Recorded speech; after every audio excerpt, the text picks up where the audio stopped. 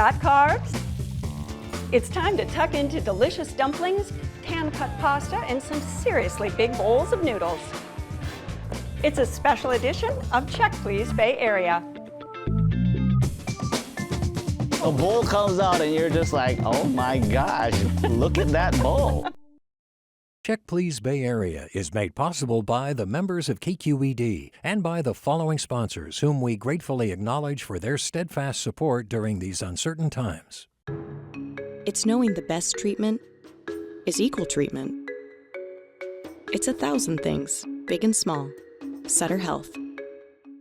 Total Wine & More, offering more than 8,000 wines, 2,500 beers, and over 4,000 spirits. Total Wine & More, now with 9 Bay Area locations. TotalWine.com.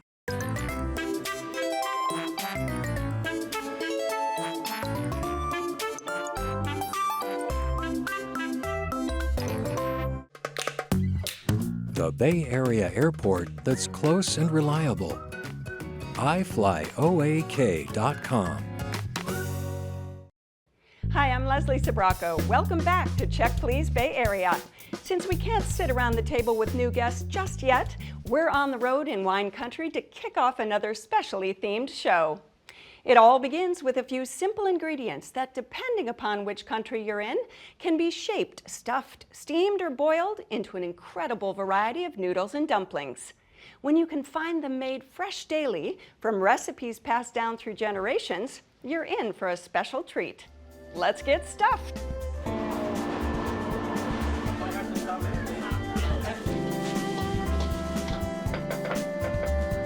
The Kingdom Dumplings is a small, tiny restaurant which have 30 different kinds of dumplings.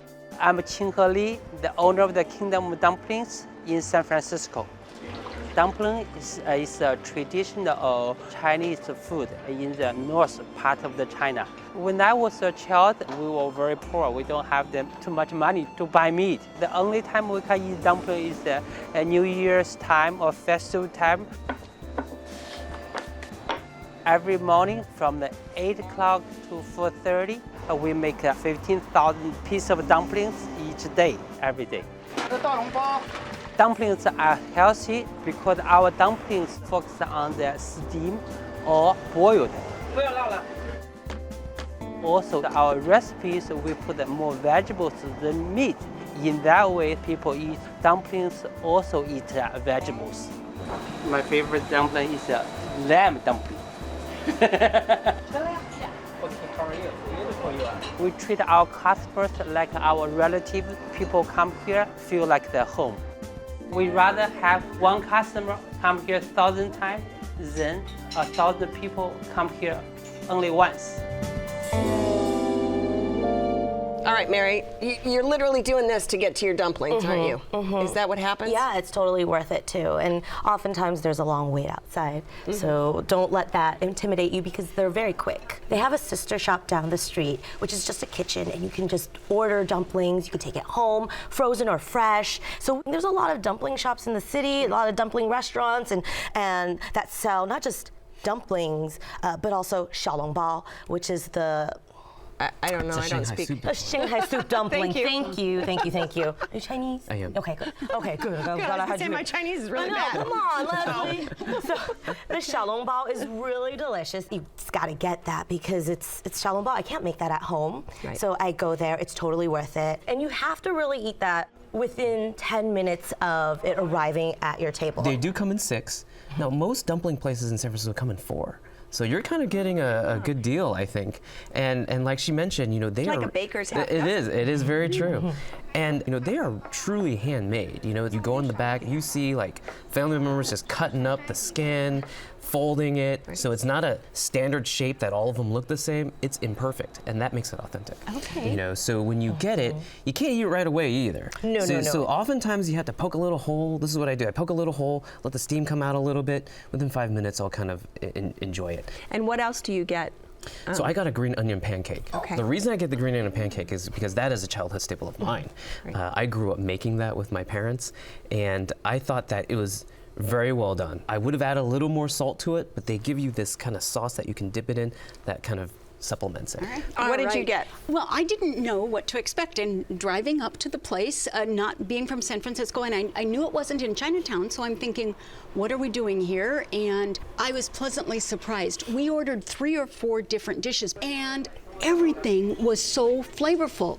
And you look at it and you see it's this kind of white dumpling, and you mentally think, is that going to have flavor? Because it's white, you know. But the flavors were so good. The pork and corn one that we had, you could taste the pork. The corn was so sweet. I mean, it was fantastic. And while we're sitting there, they're bringing in trays of these dumplings. The whole experience was just so unique, and the food was much more flavorful than I originally thought it might be. Than you expected. Definitely order the green onion pancakes Okay. because that is a staple of my childhood as well. So I know good fresh tongyobing or green onion pancake. Okay. I'm whipping out my Chinese. That was very good Mandarin Sorry, term, thank you. by the way. 谢谢, Yes, 谢谢. yeah. Green onion pancakes, definitely. It's a great appetizer, a side dish. The farmer's cucumber is fresh, it's crisp and cool. It's a great side dish or an appetizer. I love it.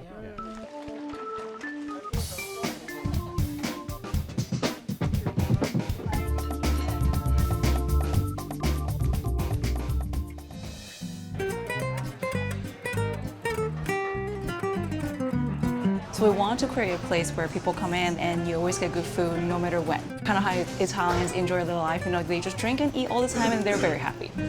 Wine and food is just keep coming, keep coming, keep coming. And when you're done, you restart. My name is Joyce Chi. I'm co-owner of Belotti Ristorante, Bottega.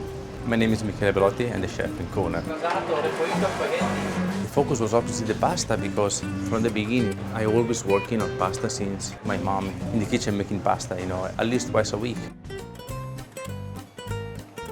In my town, Bergamo, every family has their own recipe of the casoncelli. If you go to my neighbor in Italy, the recipe is going to be different than mine. Casoncelli means bad-looking shoes. Yes, because the shape reminds like a shape of old shoes in Bergamo. There was no shoes, everybody was poor, so there was like wrapping around towel around the feet. And it was looking like funny, like a little boat, I would say. I know my husband, he really enjoys seeing people eating and then he see their face go from, oh, what is this? And when they put it in the mouth, they're like, that gets him every single time. He's like, this is why I do what I do. You eat and you enjoy your glass of wine and then you forget about everything else outside of this restaurant. We try to make you happy. All right, let's talk Italian food. My husband and I actually heard about this restaurant by word of mouth. We heard that there was this really, really good, authentic Italian restaurant that was reasonably priced in Rockridge. It knocked our socks off. It's just like a little neighborhood place. It's tiny. It's only about 10 to 12 tables plus a bar, and you can have a full menu at the bar. The food, I keep going back to this same entree and salad. It's the Lattuga salad. It's practically an entire head of fresh butter lettuce. It's the freshest lettuce you've ever had, with toasted pine nuts, a little sprinkled grana padano, and then a really tasty lemon vinaigrette. The agnolotti di Lydia, it's the best. It Little is pillows of love. all the pasta's handmade, in-house. So these are little pillows. They are filled with a mix of, I think it's beef and pork, and then the sauce that it's in is a beef reduction, which is not too thick, not too thin. You kind of want to lick the bowl when you're finished. Dennis is drooling over here. I just want you to know he's shaking his head. You're like, it's out of this world. It is, and I'm so happy that you picked this restaurant. From start to finish, it's probably one of my favorite restaurants I've ever been to in my life. Wow, that's saying a lot. That dish you're talking about, this beef reduction sauce was so rich and lovely that it almost tasted like there was caramel in it. There's so many good dishes on that menu that I had no idea what to do, and the waiter came up and he was Italian. And he gave it the, hey, day morning, how you doing, you know, kind of tough guy, right? I That's Jersey. But that's okay. That's East Coast. You're right. That's Jersey. I had exactly the same experience, and in fact, I had exactly the same experience twice because it was so good. I had to go back another time. I'm so happy. Yeah, absolutely Meredith's over outstanding. there like, the pasta, amazing. But my favorite was casoncelli, which was another stuffed pasta. That's what my husband gets. Braised meat that's so tender. They also serve it with this sage and pancetta. Is that the one stuffed with pork? Yeah, it's the one stuffed with pork, and it is just so good. You have to get it. And also the pappardelle. It just comes with hand-of-the-wood mushrooms, but it has so much beefy flavor and just deep, like, umami unctuousness.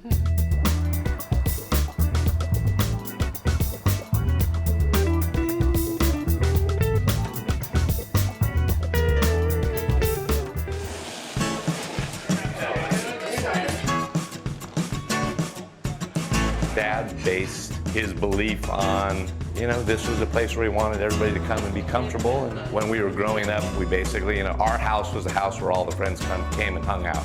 Mom would be cooking pasta or whatever. Dad would be barbecuing. Hi, I'm Gino DeRose. And I'm Nick DeRose. And we're the guys from Antipastos. Well, we're calabrese Italian. And a lot of those sauce recipes definitely come from our grandmothers. Dad always had a quote where he said quality should not be compromised. So the raviolis are made on a 100-year-old ravioli machine that he hunted down.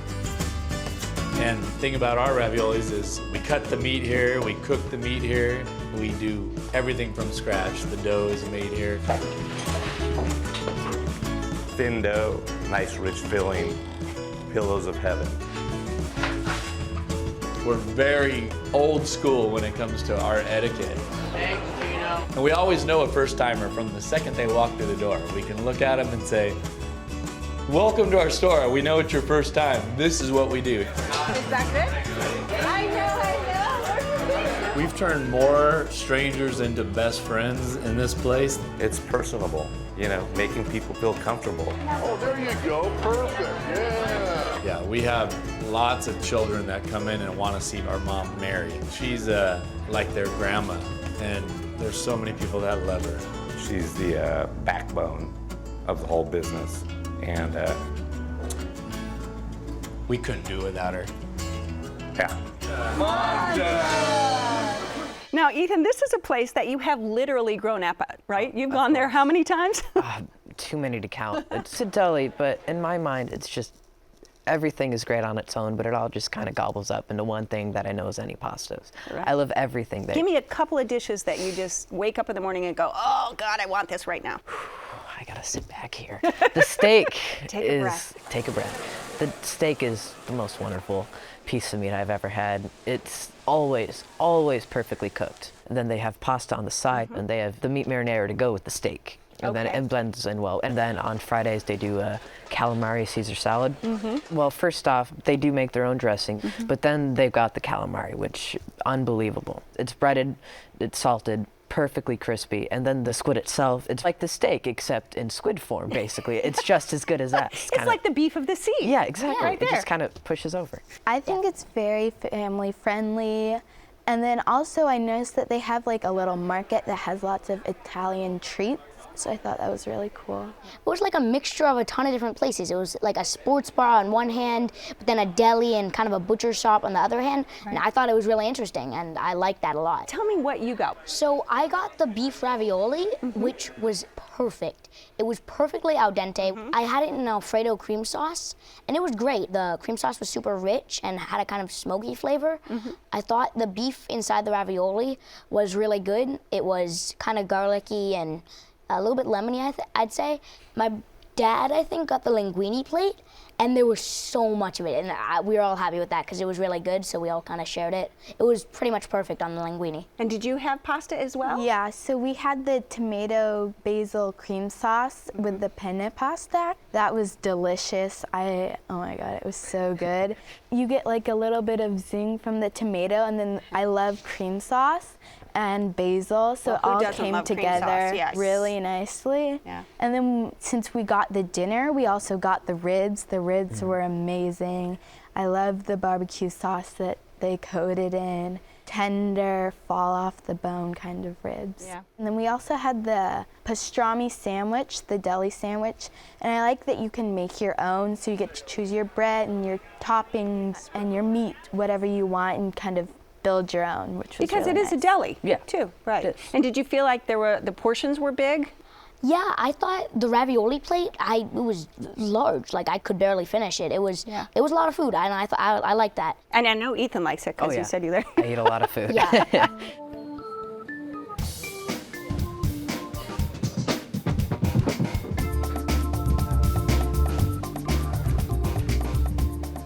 Next up, our global noodle tour continues with a lot more swirling and even some slurping. A clear sign you know your noodles.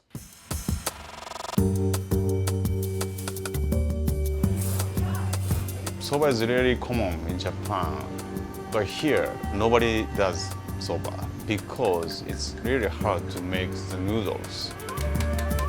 You cannot use a noodles machine to make soba. I'm from Yamagata, which is kind of famous for soba noodles. I've been making soba for about 10 years. Making soba process is every day kind of different.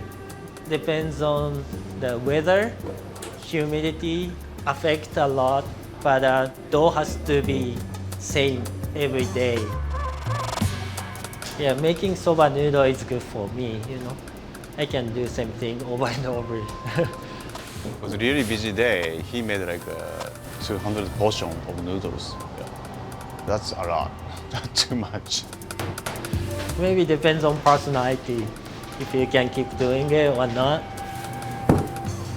Everything about the soba is beautiful, you know.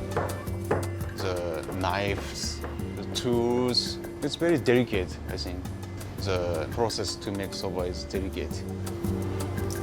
So O2 Artisans Aggregate is a collection of makers and artisans that are focused on high craft. And the owner, Paul Disco, who's the managing partner of O2 Artisans Aggregate, is also co-owner of Ippuku and co-owner of Soba Ichi. So he kind of does a lot to curate and cultivate the sense of high craft, and especially around Japanese culture. His background is in Japanese timber framing and joinery, so all the woodworking you see in the restaurant is from his mind. And they're one of our anchor businesses. You know, they anchor this corner and really like kind of highlighting West Oakland as a space for makers and craftspeople. And it's been really great to see Soba Ichi grow and also pivot so seamlessly during these times. Like, it's been really impressive. We're still able to provide quality, fresh noodles to the public. So, before you cook our noodles, maybe you should prepare everything. You need to boil big pot and then boil it. Yeah, care about the time, and then this quick motion. You need quick motion, and then just wash the noodles and put the ice water and soak it, and then noodles get tight, and then just serve it, and then eat it. The miso paste mix it. The soba ichi means, you know, soba is buckwheat noodles. Ichi means one, number one. Number one soba restaurant sounds perfect. You know, we talk about hidden treasures in the Bay Area, but this really is one, isn't it? Yeah? How did you find it? I just read about it in some magazines when it was about to open, and we lined up. People would line up because they only had a certain number of portions a day. Right. Tell us a little bit about the soba noodles. So they're handmade every day by a soba chef. They make a couple dishes a day. They have two different types. One is a 100% buckwheat noodles. They have that type, and they have a 80-20% type. What I went for was the tofu. And everything they make there is a work of art. This little plate comes, the tofu is all laid out, covered with bonita. Now, this is what real tofu is like. It's not rubbery, it is silky and velvety. The toasted bonita on top, they have the onions, the ginger. All right, what about you, Joanna?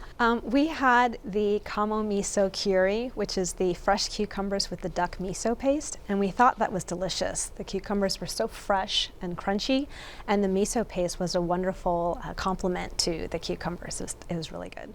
We also had the kamaimo karaage, which are the deep fried mountain yams with salt and seaweed.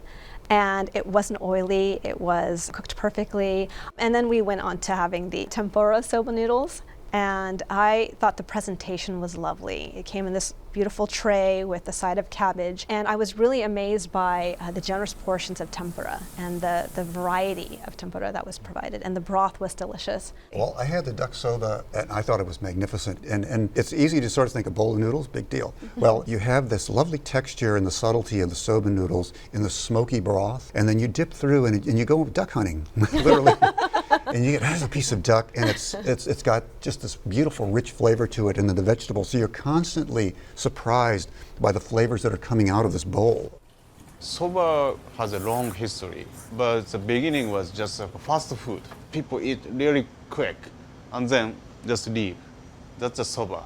Even now, people you have to eat right away. You have to slap right away. And the soba noodles really are an art form, making these soba noodles. It's an art form. You know, it's just fun seeing them. Occasionally you'll see the guy making them in the window. He's, rolling the dough and finally chopping them into these tiny, tiny thin noodles. Then at the end of your dish, they'll take the hot soba broth that they cook the noodles in. So you kind of pour the sauce in, and it's like a tea afterwards to kind of cleanse your palate. And do you get anything usually? Yeah, we got a bottle of den sake, which is actually brewed in Oakland. Next door, so you kind of have a special partnership there. It's very delicious. Hyper local. Soba and sake go very well. Most popular sake is a den sake. He's brewing his sake right next to us. Yeah, Yoshi is using local Californian rice. Yeah, he does everything by himself. There's lots of work. His sake especially is richer, it's very savory. That savoriness goes well with our dipping sauce broth. Any tips? Just get there early so you don't miss the noodles? Get there earlier or make a reservation.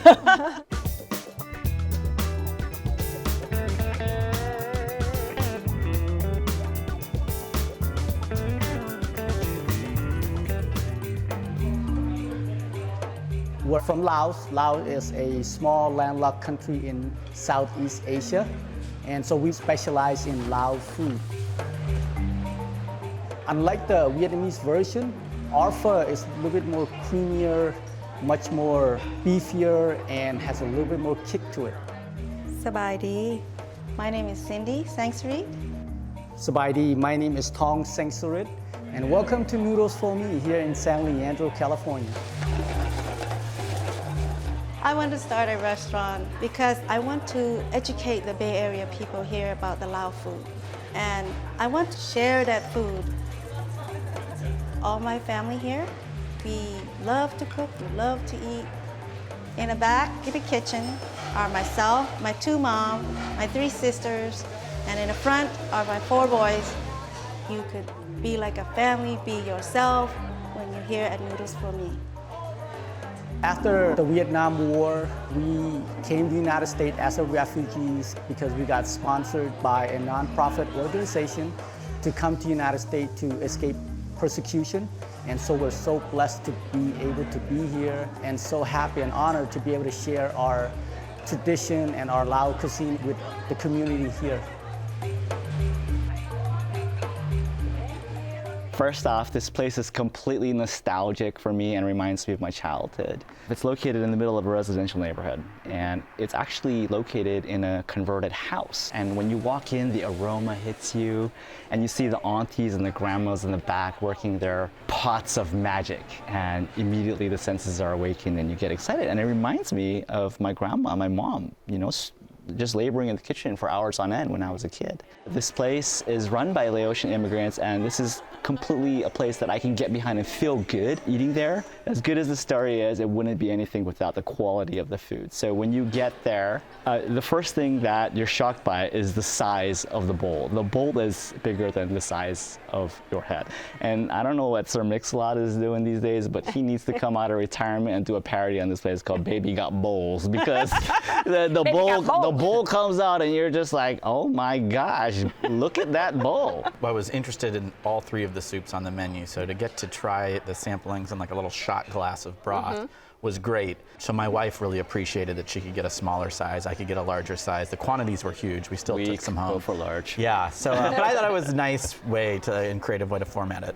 I had the cow soy, which was really interesting. Fermented tofu, ground pork, tomato, and then it was kind of a citrusy brightness with lemon and mint, which was really warming in a hearty soup. A very unique flavor that I've had a lot of pho, but I'd never had anything like like this. So I enjoyed that. My wife ordered the cow poon, which is a coconut-based broth, which she described as a little bit sweet and a little bit spicy, which I thought was coincidental because that's how I would describe her. But you get points for that. I'm just saying right now. The perfect amount of sweet and spicy. I did the samplers, and I thought, seeing I've had the samplers, I don't need to have the noodle bowl. So I had the sausage. The sausage was great with the chutney on the side. Thought that was terrific. Then we had the drunken noodles with vegetables, tofu, fresh as fresh. That was great. The noodles were flat noodles like fettuccine and lots of vegetables in between, all very fresh, lovely. I don't know if any of you guys got the seafood combo with the noodles. I would definitely recommend that. It's only an extra $2 and there's so much protein in there. I was so shocked at the value of this place, you know?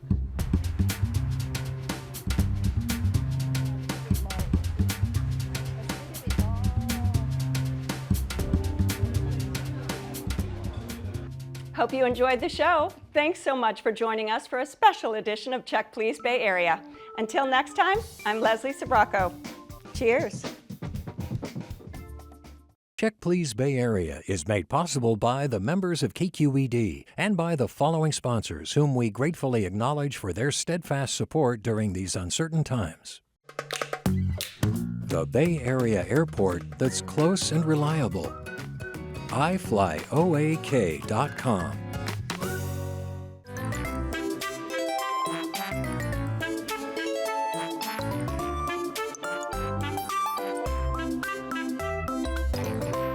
Total Wine & More, offering more than 8,000 wines, 2,500 beers, and over 4,000 spirits. Total Wine & More, now with 9 Bay Area locations. TotalWine.com.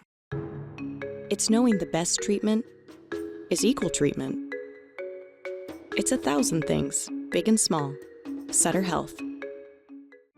Cooking is the first kind of love you know. It was starting when I was a child, with my grandmother doing fresh pasta, and now I transmit it to all the guests. It's something made specially for them.